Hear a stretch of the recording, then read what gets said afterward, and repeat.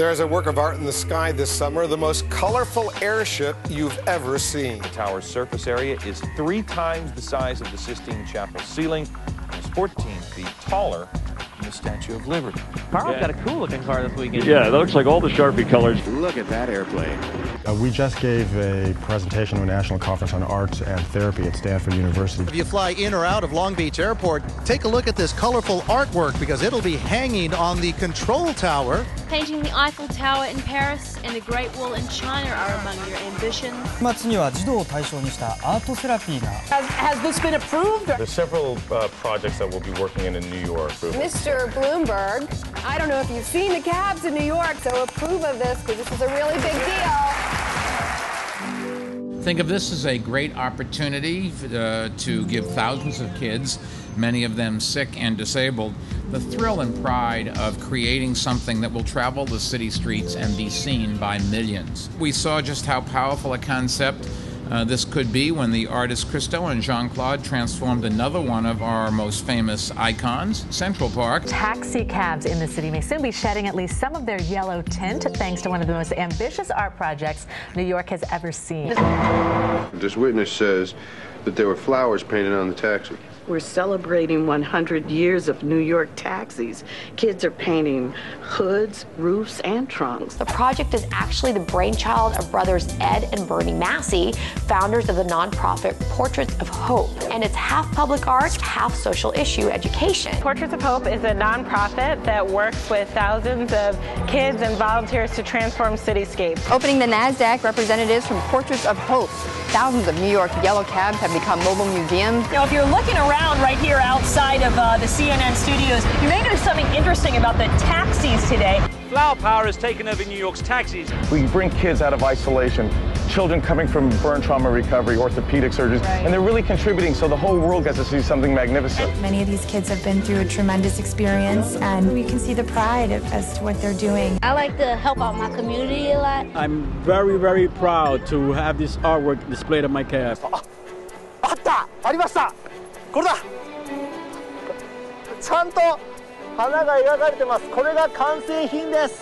Sí, una obra hermosa. カリフォルニアやペンシルベニアなど他の5つの州にも広がっているということなんですね。 It's bright, it's beautiful. And especially the kids in the hospital. I mean, we went and visited them while they were painting these things. They were so into it, these big brushes and the bright colors. We are going to be in bloom for you guys. Love it.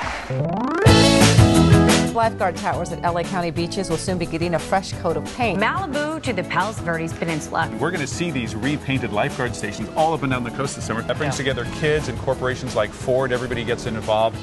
It's all part of Portraits of Hope, an art and civic leadership program that brings therapeutic activities to medical care and rehabilitation organizations. Today, children from the Braille Institute lent a hand. We used a textured coated paint that we outlined with the volunteers 2 days ago so they would dry in time for today. The kids can actually feel their way through the panels. I think art is very important, and I think it would be a very sad, boring place if we didn't have art.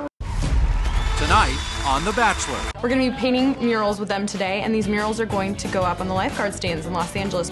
Kids get to work on them and then bring their families down there and say, I worked on that. And I think it gives you a sense of pride about your community. We're showing adults what kids could do. I feel proud that people around the world are going to be seeing my stuff. The Summer of Color is the largest scale public art project in this country and perhaps anywhere in the world. You get to enjoy the water, the sand, the sun, and now the beautiful lifeguard towers. Let everyone know that, hey, look, if we all come together, we have the ability to really accomplish some spectacular achievements. An ugly Southern California site is about to be turned into something beautiful. It's a public art project like no other. Today, the children at Stanford Hospital had their turn. Now, the inspiring story of kids making a lasting impression. Thousands of children will create the largest monument in the West. 35,000 volunteers will have put their mark all over it. This is a shoe brush for children who can't manipulate a paintbrush in their hands. So they get into the sneaker or the tennis shoe, we put paint on the ground, and they paint wonderfully well. In fact, the children that have their healthy painting hands all want to get into the shoe brush as well. That's amazing. Terrific idea.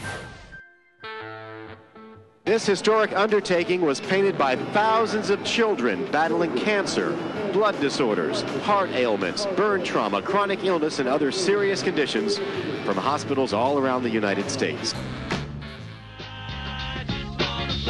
check out that cool paint job on that airship at Williams Gateway Airport. It's called the AmeriQuest Soaring Dreams, and it is painted by thousands of children across the country. So you guys think big. A plane wasn't enough. You had to go for a blimp. The larger the canvas, the better it is. This program is about dreaming big, thinking big, and going out and achieving big. I want to be a doctor. I want to be a family therapist.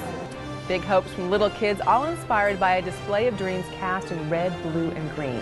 Former NASA astronaut Sally Ride is unveiling the world's largest airborne public art project. I really liked this project because it really makes the kids part of a community, and it makes them see that the things that they can do can make a difference. Our fantastic aerial views are provided by the AmeriQuest Soaring Dreams airship, and this is the largest blimp in America. Portrait of Hope is the group that actually had this idea. They've done other works of art across the country and across the world, as a matter of fact.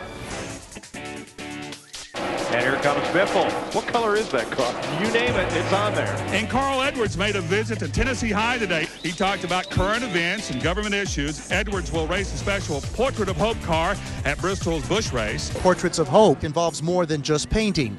These teenagers are also required to think about social issues and how they, together, can make positive changes. The first hour is an educational component, and the kids talk about social issues that are going to confront them in the course of the next couple decades, and these are issues that the president deals with, the governor deals with, or that the New York Times deals with day to day. Pretend we're like the head of state, or like the president. We've got to budget out this money for these different issues. Women's equality.